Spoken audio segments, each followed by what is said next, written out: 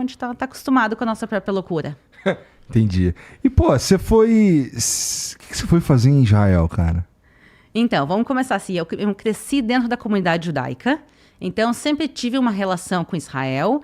E quando eu completei 17 anos, eu fui para Israel para fazer um ano de trabalho voluntário, que é uma coisa comum dentro da comunidade.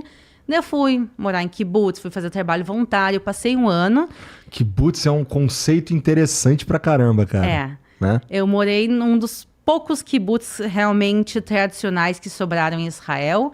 Pessoal, para quem não sabe, kibbutz é como se fosse uma mini cidade socialista, mas não socialismo estilo União Soviética, e sim é uma comunidade igualitária.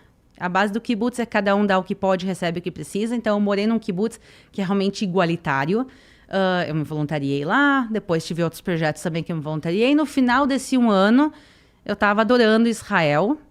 E eu tinha 18 anos e disse, vai passar.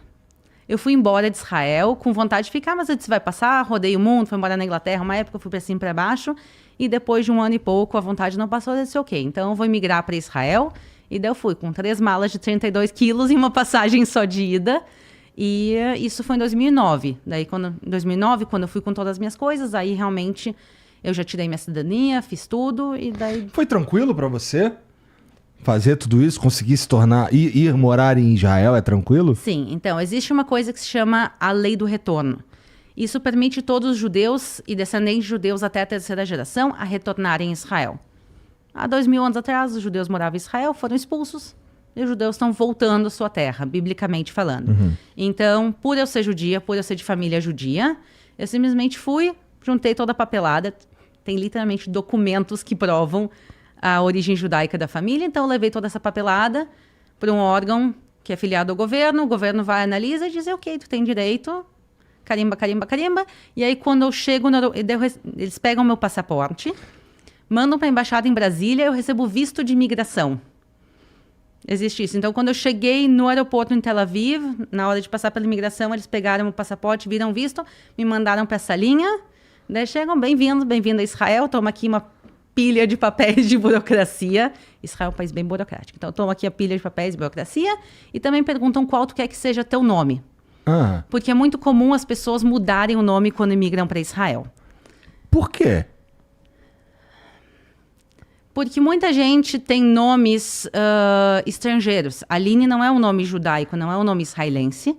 Eu tenho um nome judaico, que é Ilanit, que eu já te conto o que significa. Tá. Mas é muito comum os judeus que moram fora de Israel terem 2 nomes. Um nome judaico e um nome comum. Então, meu nome comum é Aline, meu nome judaico é Ilanit.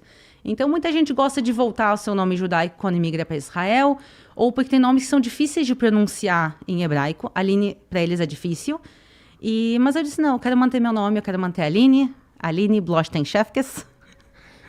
Aline... Isso, Aline é BLOCHTEIN-SZWKIES. Blochten-Shefkes. Shefkes. Isso aí, é isso que está no meu documento. Mas eu quis manter meu nome em português, eu cresci com ele, eu considero os 2 como meu nome, mas eu uso realmente no dia a dia Aline. E só para te contar o que significa Ilanit, sapo. Por quê? Porque meu pai, desculpa se meu pai está assistindo, desculpa, pula uns 2 minutos aí. Meu pai fala hebraico, mas não tão bem. Ilan é árvore. Ilanit, em teoria, teria que ser diminutivo de árvore, tipo uma florzinha, uma arvorezinha, mas na prática não. Na prática significa sapo. Então, meu pai não sabia o significado do nome quando me deu. Então, eu me chamo sapo em hebraico. Os nomes em hebraico todos têm significado. É, todos. Então, é bem normal, assim. As pessoas tipo urso, leão, viado, sapo. São nomes normais. Mas, tipo assim, especificamente sapo não é um nome tão popular, mas existe. Então, peraí, só pra eu entender. Você não precisou inventar um nome, porque o teu pai já tinha te dado um nome hebraico. Mas se eu quisesse, eu podia inventar. Eu tenho amigos que simplesmente dizem, eu acho esse nome bonito, eu quero esse nome. E isso é uma coisa normal em Israel, trocar de nome, mesmo israelenses. Eu tenho amigos, por exemplo, um amigo que eu fiz o curso de guia com ele, ele se chamava Simcha. A gente fez o curso de guia juntos, eu vi ele depois de uns não sei quantos anos. Oi, Simcha, tudo bem? Dele, não é Simcha, é Eitan. Daí eu disse, o quê?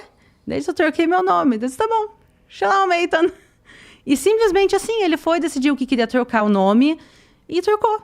E ele Deve foi. ser uma confusão danada. Você não sabe o nome do teu vizinho. Né? Não é que sim, todo mundo faz isso todo o tempo. Eu imagino. Mas assim. é uma coisa aceitável e o governo permite. O governo permite as pessoas trocarem o nome.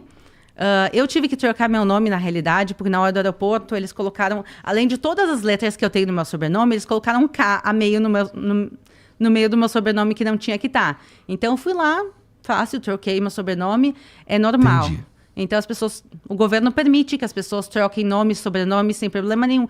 Tem um limite de quantas vezes por ano tu pode fazer isso, mas aí eu concordo com o governo com essa. Tem um limite. Porra, cara, tem um limite por ano, então... Eu acho que é uma vez a cada 6 meses, alguma coisa assim. Cara, isso é muito interessante, cara. Isso é muito interessante. Mas peraí, olha só. O meu ponto, na verdade, era o seguinte. Você nasceu no Brasil? Nasci no Brasil. Tá. Porto Alegre. Teu pai falou que você ia ser a Aline e Ilanit. Sim. É isso? Tá bom. Esse nome Ilanit, é assim mesmo? Isso. Ele era um nome entre vocês que não estava registrado em lugar nenhum, eu imagino. Ele está registrado dentro da comunidade judaica. Então, no Brasil? No Brasil. Você nasceu, ele registrou dentro da comunidade judaica no então Brasil. não é um registro como certidão de nascimento, como tem um registro do governo brasileiro, mas é um nome usado dentro da comunidade judaica para cerimônias. Então, por exemplo, quando eu fui fazer o meu bat mitzvah, quando eu fui fazer a cerimônia que as meninas fazem aos 12 anos, tu vai para frente da comunidade, tem uma cerimônia inteira. Nesse momento se chama Ilanit Bat Beile, que é o meu nome em hebraico. Que é Ilanit, a filha de Beile. No hebraico, a gente não usa no hebraico antigo, nos nomes bíblicos, não tem sobrenome. As pessoas são filho da mãe, literalmente. A gente é todo mundo filho da mãe. Ou filho do pai. Mas, então, Ilanit Bat Beile, assim que é chamado. Então, quando eu tenho meu certificado de casamento, quando as coisas judaicas, eu tenho esse nome, mas não é uma coisa que a gente usa no dia a dia. Entendi.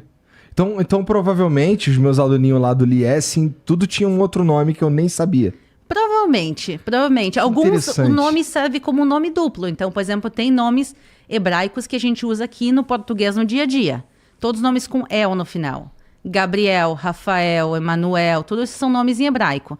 Então, às vezes, tu pode colocar um nome que sirva para os dois. Tá. Mas muita gente tem 2 nomes. Então, às vezes, se tu tiver ainda contato com algum dos seus aluninhos do Liesen de não sei quantos anos atrás... Faz um tempinho. Se tu achar algum aí pela rua, pergunta qual é o nome hebraico, tem uma boa chance deles terem. Interessante. E, assim, eu entendi como é que tu foi parar lá, mas, pô, teu pai e tua mãe não falaram nada, só deixaram tu ir numa boa? Então, meu pai foi bem mais tranquilo. Meus pais me criaram muito solta, não no mau sentido, mas meus pais me criaram para ser uma pessoa independente. Então, não é aquela coisa que eles vão fazer chantagem emocional, dizer, tu não vai, a gente vai te dar, não. Eles me criaram para ser uma pessoa independente e essa é a decisão que eu tomei para minha vida. E olhando para trás, eu tô muito feliz com essa decisão que eu tomei. Mas não vou dizer que minha mãe ficou feliz quando eu contei para ela, porque minha irmã também mora fora. Então, as 2 filhas moram fora do Brasil. E, assim, na realidade, eu não contei pra minha mãe. Eu contei pro meu pai, pedi pra ele não contar pra minha mãe e ele contou. Então foi assim que minha mãe soube. Mas foi difícil pra mim falar pra ela. Porque eu sabia que ia ser difícil pra ela e ainda é. Ainda é difícil pra ela saber que as 2 filhas e os 2 netos moram fora do Brasil. E aí, você...